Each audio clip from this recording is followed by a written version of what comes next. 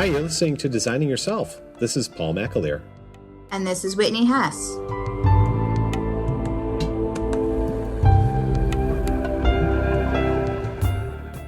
Well, here is the thing.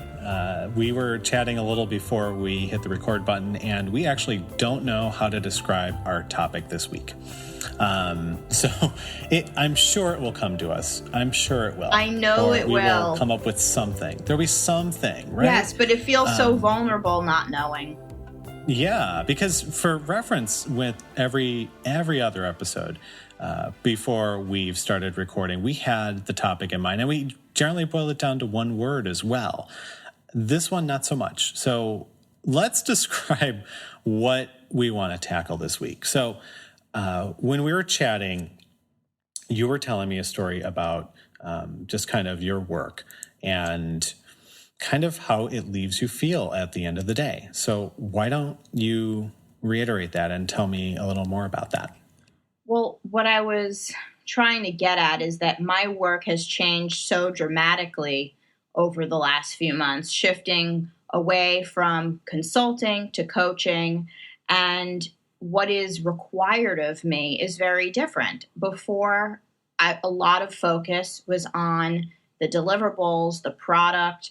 Of course, my work involves working with other people, but it's not really about those other people. It's about the thing we're designing together. And it was actually because of that I wanted to switch my focus into coaching, because I know that it really is all about the people. And I personally don't think it has much to do with the thing that we're designing together. I feel like that's just a device for all of us to interact together and make the world a better place. But it's really the interactions with one another and the development of ourselves that catalyzes that. Anyway, I'm going off on a tangent. Because of the fact that my work is now primarily one-on-one, working with individuals who are at a crossroads in their career, in other areas of their life, and trying to make a shift, and they've come to me for guidance and support through that transition, the content of my conversations with people has changed dramatically. It's not about the design or the flow or the product or the technology to any great extent anymore. It's about the individual and what they're experiencing. And being an empathetic person and being in a position to truly listen to what this person is going through and to get to be the person that is there for them wholly, it requires like my whole being in a new way. And so even though it is so much more fulfilling for me than what led up to this, and I'm so glad that this is the direction I'm moving in, it's very new for me to feel this drained at the end of each day. You could probably hear it in my voice. I am tired, and not tired out of not loving the work and not tired out of having too much work, but I have been so deeply invested in each person that I've met with today and given them everything I have to give, that now I'm like half here. Wow. Yeah. So it's so the good half is here. Thank you. Hey, thanks. So when you're saying that, the thing that I hear from that is the idea of it being emotionally draining. And I think this is not the topic because it's two words, but there's this, the thing that really I'm hearing is that the work is more rewarding and you are more invested in it. You are putting more of yourself into this work. So when your day is done, you're empty in a sense, right? Like you're still you, but it sounds like, taking on additional projects, writing a bunch of stuff, what have you. That's something that's going to, that would take a lot more effort than it ordinarily would, just because all of this has kind of drained you. I think that it's a muscle that is weak in me because I haven't been strengthening it, exercising it over the course of my whole career.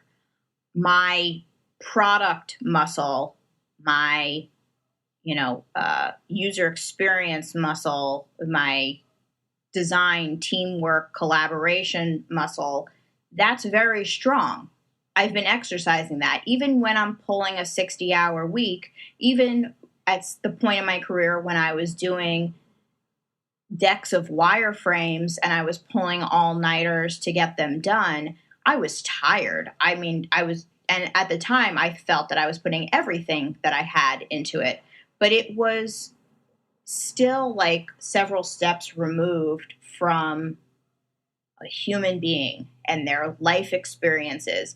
I was always drawn to the human side of it, which is why I'm in user experience, because I cared so much about what the user was experiencing, and I wanted to internalize that so that they were a part of me and a part of our process, so that we would design things that would move them. That was why I got into this field in the first place. But it is still different to conduct a user interview and create some personas and then have those personas up on a wall and you think about them periodically through the process than it is to have a one-on-one conversation with someone who is going through something right now and needs support getting through it. It is like, it's amazing. I love it. And I know I'm going to get better at it. It's just the beginning for me, but it's like, whoa. At the end of the day, I'm tired in a very different way than I've ever been before. So one of the things that that came up for me was IA Summit. Once again, when we were there this year, we were chatting about how it is interacting with a bunch of people. And I start by saying that, not to say that my experience is the same as yours, of course. But what I find is that when when I go to conferences and when I talk, getting on stage and doing all that takes a certain amount of energy, and I guess that's but two. But that feels pretty natural to me in a way. For me, some of the harder stuff is lots of social interaction before and afterwards. Mm-hmm. It's not that I don't enjoy it, because I do, but I find that to be something that calls on that muscle, to borrow your excellent terminology. And for me, that muscle is just not as strong as my going up and speaking in front of a crowd muscle, which is still relatively small, but is being worked on. And it's just not as strong. So I need downtime when, I might need a couple minutes to just kind of be by myself or be isolated with my phone and distract myself from the current situation, or take a walk around the block or what have you. But it's funny because I didn't really feel like I could easily articulate why that was. I just felt like I needed it. Like it was instinctual in a way. It was like, I really need to get away from all these awesome people for a few minutes, because it's like a crowd full of people that I either I know or respect or think are great, all this stuff rolled into one, or I don't know yet. And there's the whole, wow, I need just a few minutes. And that is coupled, frankly, with some of the anxiety over just meeting new people, which is a separate but notable thing here too. But I just, I needed that downtime. And like when it was at South by Southwest this year too, similar thing, right? South by Southwest, giant, loud, tons of people, all of downtown Austin. And for me, just being able to have quiet moments on my own was very valuable to me. So for me, that was where it was just, obviously not the same as coaching, but just that intensity of a very social interaction and social situation, and needing to be able to pull back a little bit, kind of recharge, and then get back in. Yeah. Well, at the IA Summit in particular, because South by is a totally different kind of energy, but Yeah. To what extent was the intensity about all the content that you had to take in, all the UX talk, or was it more interpersonal? I mean, from what you're saying, it sounded like the latter.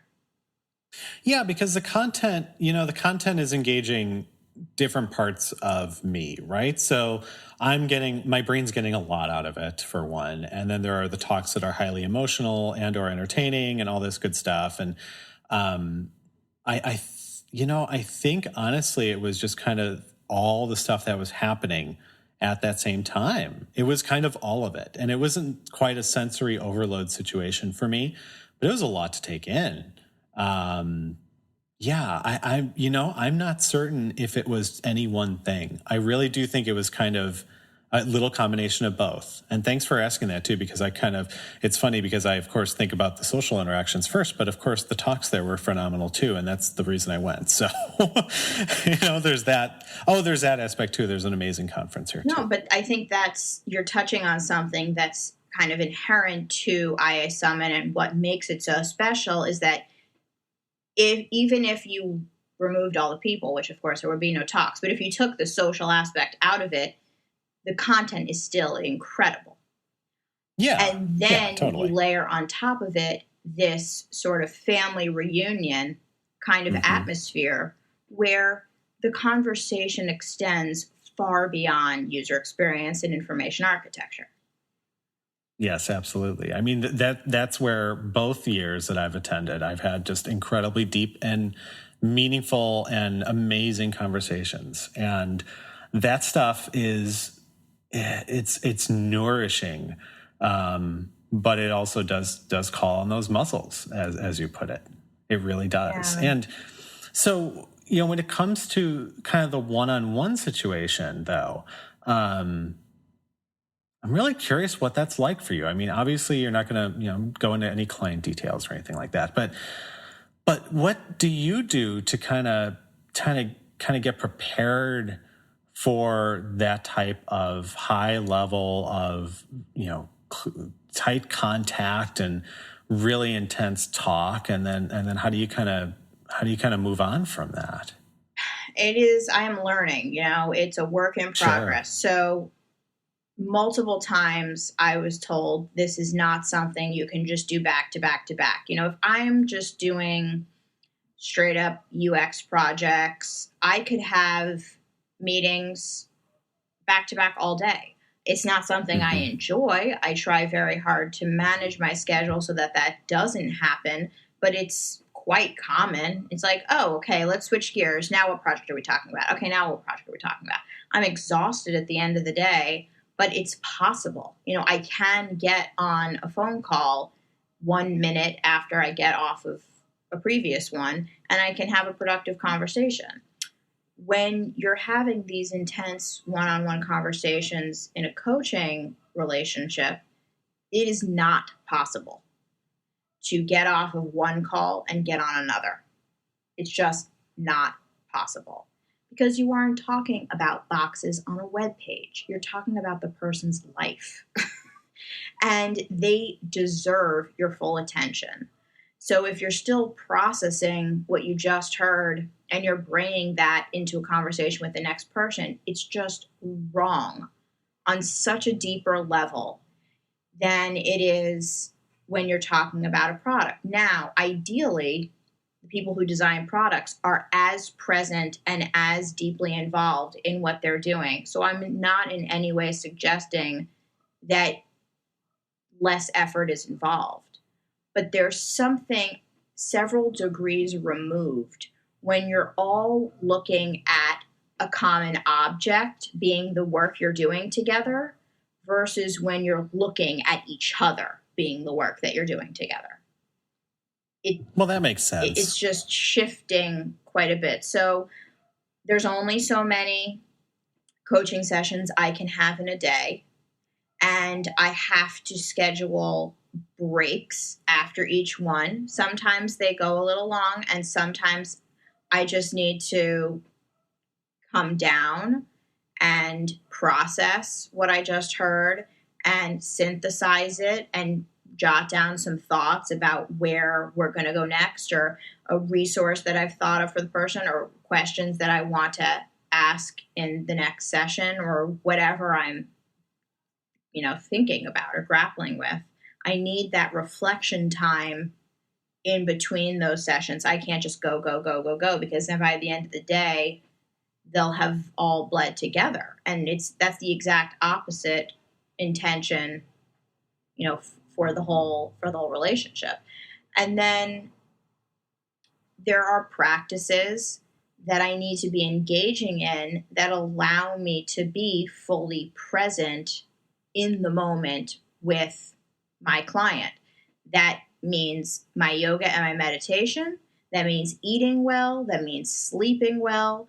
That means removing other distractions from my environment. So a lot of times I'll close my computer when I'm on calls, unless, of course, it's a Google Hangout. But if it's something like a Google Hangout or a Skype call, then I have to remove other distractions from the computer, because when I am with that person, I'm with that person. Mm-hmm. And whether it's a car passing by out my window, or a bird flying by, or a to-do item that I have on my desk, I really can't even let myself go there.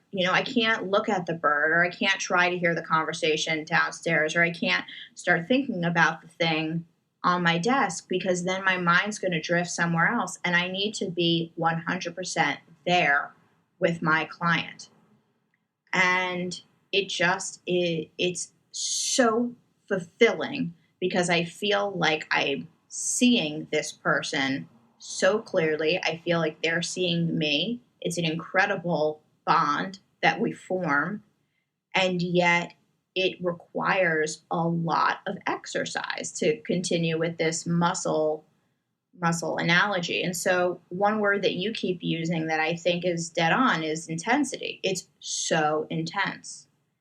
And in order to withstand that intensity, and in order to be there in the moment with them for the full hour and a half, depending of our session, I have to be able to withstand, the intensity kind of in practice, so that when I'm in with the moment with them, I'm ready and able to do it. Does that make sense? Yes. So one of the things that I'm really hearing is this whole idea of, the self-care that we've talked about, and how really that is important, and how that really contributes to you being able to kind of give 100% of yourself. And I was not going to say 110%. That is not possible. Agreed. But basically be present and be there with that other person and for that other person. And if it kind of leads back to the idea of how important self-care is again, because without that, then you might not be able to be as aware of what's going on. And that may cause the situation to just be a little more difficult. You might not be able to pay as close attention, what have you. Right. I won't be able to really serve them or serve myself. Right. And I'm hearing you say something very similar with the IA Summit, that you just knew, whatever that mechanism was, that you needed a break, and you gave yourself that break. And I'm curious to know, did that help you have better one-on-one, more fulfilling interactions with people throughout the conference because you took care of yourself in that way? I think it did, because on the one hand, when I had those moments of needing rest, I was able to do so, right? And I was able to come back and just honestly just feel kind of fresh and a little more relaxed, because part of it for me is just that situation just ramps me up a lot. Like, it's exciting, and it's exciting, and it makes me anxious, and it makes me nervous, and it makes me excited again. Like, all those things just kind of there. And those for me are all very intense emotions. So being able to have moments without those being as prevalent is important to me. And then I was able to go back and have some really good, intense conversations with people. Like, it wasn't like it was without effort, but it was just, it felt like it was a little easier overall. And to me, that's what's important is being able to be in a place where you can have those conversations. Even if, for me, if that technique of, getting out of there for a few minutes was something different, if I needed to find a place to meditate, for instance, or what have you, just being able to identify what it is that you need in order to continue in that intense situation is pretty important. And sometimes, I think one thing worth knowing too is that sometimes, as you'd mentioned, if a session goes long or what have you, you might not be able to do it when you need it most. So then it's very, it's careful negotiation and patience with yourself to say that, hey, if I can't do this now, I will do this later. And making sure you do that later too. Absolutely. And I'm hearing that a lot of things happened for you in that break you gave yourself, that it was time to reflect, that it was time to just empty your mind, that it was time to have some kind of release from the very intense situation of a conference. And then it was allowed you to kind of, I don't know what the turn of phrase is, but get your energy back, or, fill your reservoir again, so that you were then able to bring your full self back to the next situation you were in, whatever that was. But if we don't take that time to take care of ourselves, then we're at max, and then there's nothing more that we can take. That's exactly right. It actually reminds me of, I don't know if I've ever told you this one before, but I know in the past I've told you that as a part of my program with New Ventures West, we had these slogan cards, these slogans written on index cards. Well, I don't know if I ever shared this one with you, but I think it's fitting. Empty so you can fill.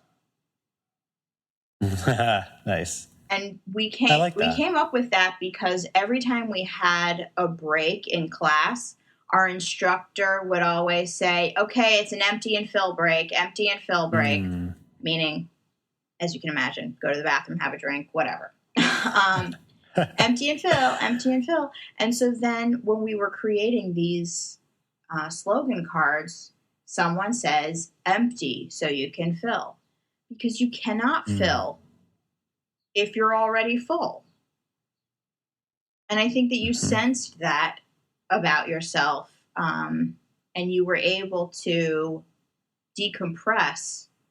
And it sounds like that really paid off. It did. I needed to do that. And I think that's a really important point, is that I consider myself an introvert, by the way, and I think we've talked about that before. And, there was a company function I was at a previous company, and we did the Myers-Briggs stuff, right? And everybody came in the same room, we did the Myers-Briggs, and I totally forget what mine was now. But I remember I was definitely an introvert, and the reaction from people around me was like, Paul's an introvert? Like, they were totally stunned because they never saw me as an introvert. They saw me only as an extrovert, and that is all. They saw me as this really, kind of the parts of me that aspire to be out there, the very outgoing and friendly and funny as hell kind of guy who's very, very nice and kind and all those good things. You are all of those things. Well, thank you. But they also share that with extroversion, right? So they were stunned. But my point of mentioning that is that I am an introvert. I still align with that, even though Myers-Briggs is doubtful and all that good stuff, et cetera. I still feel like I am an introvert because, in part, I need those times to be empty for a moment before I can refill. And when we talk about that introversion and what that is that for me, then I take, I wouldn't say necessarily a pleasure, but I like those moments where I'm by myself too. Like those are energizing for me in a very different way, because it is, as you say, kind of refilling me up. versus those moments when I'm with a bunch of other people or heck, even with one person doing one-on-one stuff in any capacity. It's a very exciting thing in a different way. It's engaging various different parts of me in those moments. Isn't it funny how in the beginning of this, you were saying that it sounded like I was emotionally drained? It's that draining, right? It's the being empty. And yet I'm kind of flipping it a little bit. And I think we're saying the same thing. It's just two different metaphors, that sometimes you're so full, you have to empty so that you can fill up again. And so there is something that we're talking about here about recharging. And whether it's, getting to 100% again or allowing yourself to be at 0% for a while before you get back to 100, I think that there is a cycle to that. Yeah, there is. And I guess part of it is also how do you, the first part is identifying that cycle, kind of getting that sense of, okay, I need this. Like for me, it's, it's pretty obvious that I needed time. And you've been able to get to a point where you kind of plan it out and schedule it to correspond with your coaching sessions because you're going to need that time. So how do you build that up? How do you not necessarily make the cycle longer, but maybe, but how do you strengthen that muscle? Like what are you finding is working well for you? Well, like all the things we've discussed, it comes down to awareness. So it's paying attention to what's going on. For instance, at the end of my day today, before you and I got on our call, I just noticed a sluggishness in my body. I noticed that I was starting to get the faintest headache.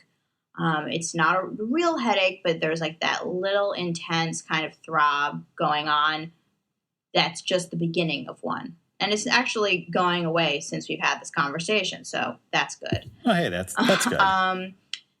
I'm very warm because it's end of July in San Diego, which is really the only time of year that it's too warm at all, and we don't have AC. So it's hot in my office, and I've been in here most of the day, and so I'm noticing that my skin is getting kind of sticky, and it's a little uncomfortable. I'm noticing that my voice is lower. I'm noticing that my energy is lower just because I'm paying attention to those things. And so those things are cues for me that I'm coming to a point of needing rest. And so I think the second step is once you're noticing what's going on with your body is to identify what led to that. And so I can look back at my day and see that I had some really deeply meaningful conversations. I did take the lunch break that I had planned for myself, but this morning I didn't go to yoga the way I had planned because Frederick had the morning off and I wanted to spend that time with him, and that was really important to me, and I'm glad that I did it. But because I didn't have my practice in the morning, I'm now at the end in the evening noticing that I'm more drained than normal. So then it's that reinforcement of the yoga helps. When I do it in the morning, I feel different at night. So I have to pay attention. I have to constantly be observing myself and exploring why I feel a certain way, why my body's a certain way, and then reflect back on what led to this and be more conscious of it. That doesn't mean in any way that I would have not chosen to stay home with Frederick this morning and it would have instead gone to yoga. I don't think I ever would have made a different decision. But at least now I know, you know what, the yoga really does have an impact. So when I choose to skip it, I should be prepared for the intensity of the day. I should be prepared for how that's going to impact me physically and emotionally in a different way than when I have done the yoga in the morning. Totally. And on the physical activity front, I can relate with running in that I'm slipping into obligatory. If you run, you have to talk about all the time. You have hit a big milestone. Tell everyone. I did. I ran the most miles I've ever run in 1 month, and I did that all outdoors, which was all new for me because I've run so much indoors on a treadmill, and I only switched to running outdoors last year. And the first time I did it was really damn hard, and it hurt. And I did in Denver, which was not the best idea because it's high up there. But anyway, so I did that, and I ran just shy of a 5K outside, which was I stopped at 3 miles and instead of doing the full 5 because I was just damn tired at the end of it. but I mentioned that not to go after the great applause, but I appreciate you bringing it up. Because I am proud of that. It's thrilling. And as somebody that can hardly run across the street, I find it very impressive. Well, thank you. And I have also definitely had many times in my life where I could not run across the street. Or, you know what I mean? So this is very different for me.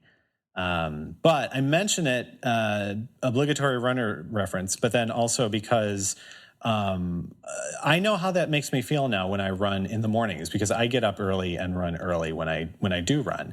And I know then that means from 8 o'clock till about 10 o'clock in the morning, I'm going to be on fire. I'm just going to be so full of energy.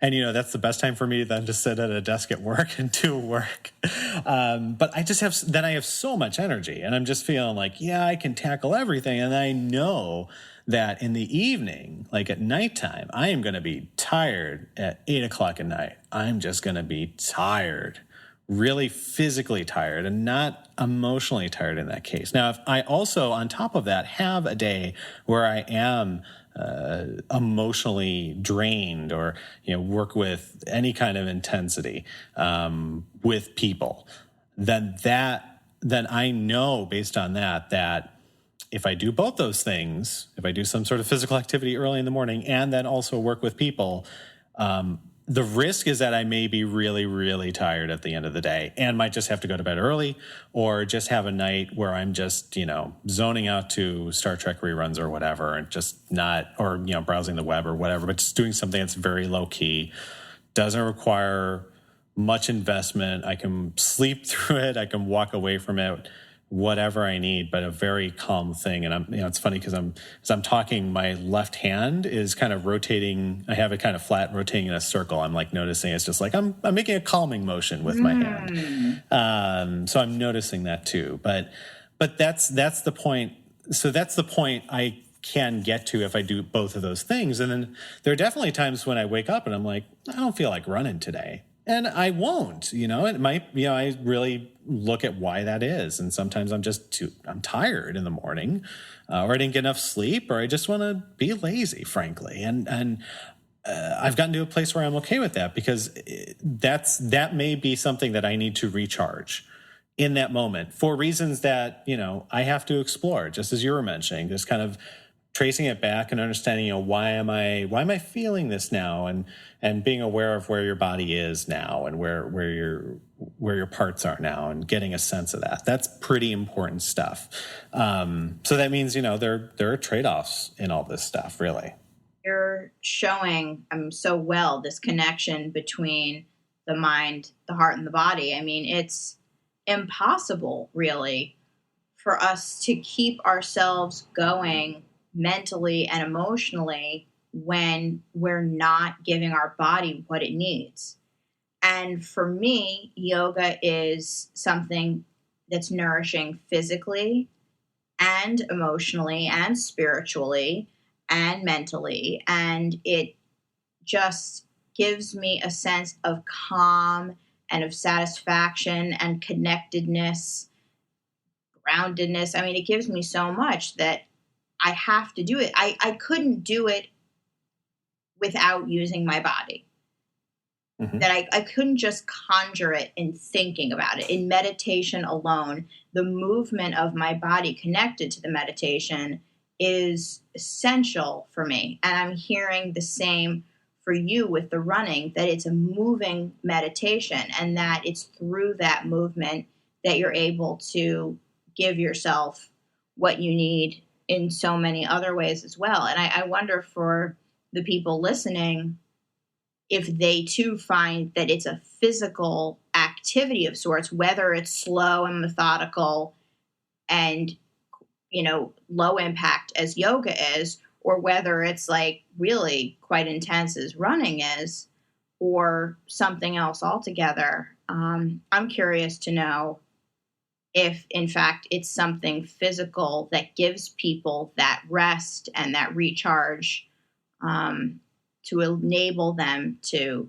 handle what the day requires. Maybe other than sleep or in addition to sleep, because I feel that's kind of a given. Yes, and how many people just avoid that altogether? Oh, so many. So many. There was a really good series of episodes of Back to Work about sleep. And those are great podcasts to listen to.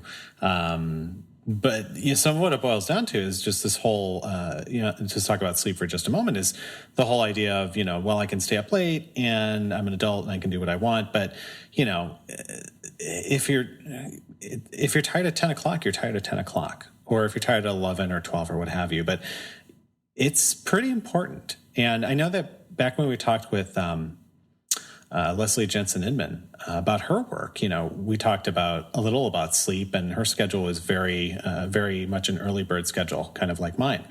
And she gets a lot of sleep. That's a pretty important facet of all this stuff too, and that's self-care. It's not, it's funny because sleep almost ends up being this other thing for a lot of people, but I see it in that umbrella as well. I totally agree. Absolutely. So one thing I wanted to talk about, one more thing about this whole intensity thing. As we were talking earlier, I made the note about parenting. Parenting is both physically and emotionally intense. And it's funny because it just changes over time, the level of intensity, but it's almost always intense in some way, right? Because there are days where it is, where it's easier and some days where it's harder. And it's hard to describe how much is going on at any one time, and how much you feel and how much you experience physically, and just the amount of effort and work that goes into it. It is tremendous.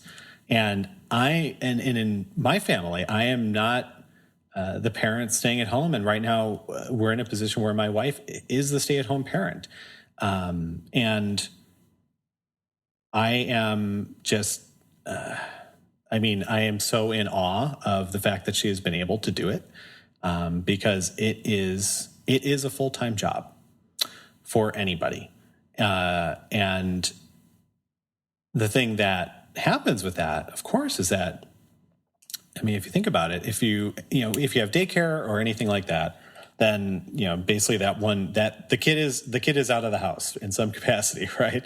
But if not, then you've got one-on-one time with a person all day, and that person needs care all day because it's a kid. Yeah. She or he, is going to need help with things left and right. And also there's the entire, raising the child thing right on top of all that.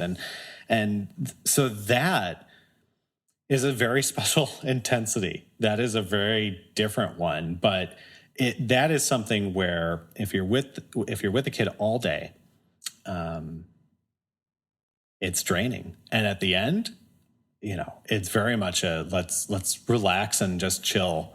And it's not a really good time to talk about, finances or anything like that. It's like, okay, now let's balance the budget. No, this isn't a good time to do it at, 8 o'clock at night or whenever bedtime is. Because if you spend, and I think this is kind of true in general, like if you spend a whole day with somebody, well, that could be a very intense thing in general.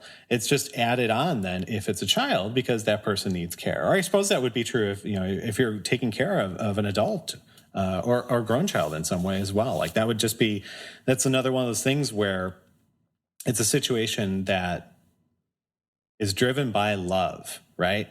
Because goodness knows, like if it wasn't there, then wow, that's a lot of intense work and being passionate about it and putting yourself into it. If the love is not there, then it's really hard to keep that going. But if it is there, if you have the love, you have the passion, even when it's really freaking hard, it still ends up somehow being worth it, because it is worth it. I don't even know how anyone does it. I'm in such awe of parents. I'm in awe of your wife and stay-at-home parents who spend their whole day interacting with their child, making meaningful experiences for them and working on their child's development and nurturing them and caring for them. And I'm equally in awe of parents who work a full day in an office or on their own work, and then in the evenings give even more of themselves to their child. I do not know how anyone does it. It is amazing to me. And yet, we manage to get older each year and grow up minute by minute. And for the most part, we turn out okay. And it's all because of this devotion of the people who raise us. It is incredible to me. And parents don't get any time off. And that discharge that we were talking about, the recharge, reflection, and just time to empty, I don't think parents really get it at all, do they? No. And, when you have a newborn in your home, I mean, that's 24-hour round the clock stuff, right? And, for when you finally get to refill, that tends to be around age 3 or 4. So that's when it starts to be like, okay, now you're in a different phase. I exaggerate a little bit, but it's just the different phases of parenthood just tax you in very different ways. That's what it boils down to. And there isn't really a true refilling in that same sense. I mean, it's a 24-hour, 7-day-a-week job, always. But it's totally worth it. I mean, for me and our family, I mean, it's been tremendous. And yes, sometimes it is very emotionally draining and sometimes it is very intense, but my son's getting really good at jokes, and that makes me pretty happy. Oh, my goodness. Well, you people are heroes. Parents are heroes. And the people who may not have children in the traditional sense, but who play a parenting role for the various individuals in their lives, whether it be an animal or a loved one that they're caring for, or a friend, or all the ways in which people give of themselves to others.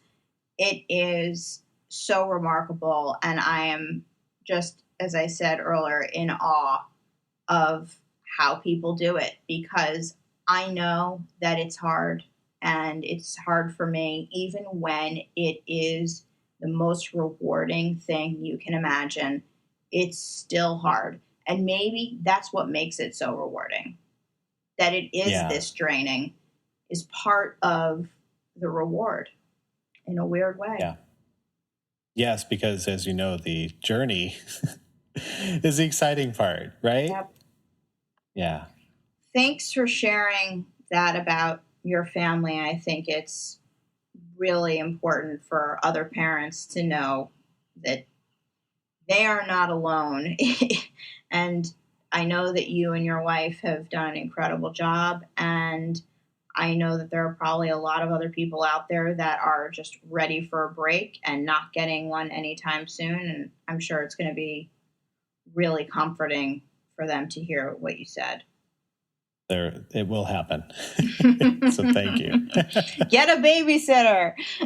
Oh, yes. Oh, yeah. First word of advice for any new parents, find a babysitter. Just have somebody lined up. Enjoy your date nights before your child arrives or is welcomed into your home. Yes. All right, Paul. All right. A pleasure as always. Yes, Whitney, thank you so much. We'll talk again soon. Bye. Bye.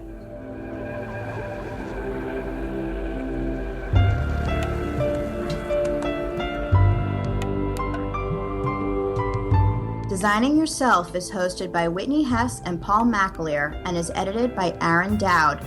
Our theme music is All Heroes by Our Deacon Music Productions, with some rights reserved via Creative Commons. You can follow Whitney on Twitter at Whitney Hess, and you can follow Paul at Paul McAleer. If you like what you heard on this episode, stop by our website at designingsyourself.net. You can subscribe to the show via your favorite podcasting app or via iTunes. We love to hear your feedback. So if you have an idea for a topic, a guest, or just want to say hello, you can call our listener hotline. Call 1-404-500-SELF. You can always reach us on Twitter at designingyou, and our super secret email address is designingyourself@gmail.com. Thank you for listening. We'll talk again soon.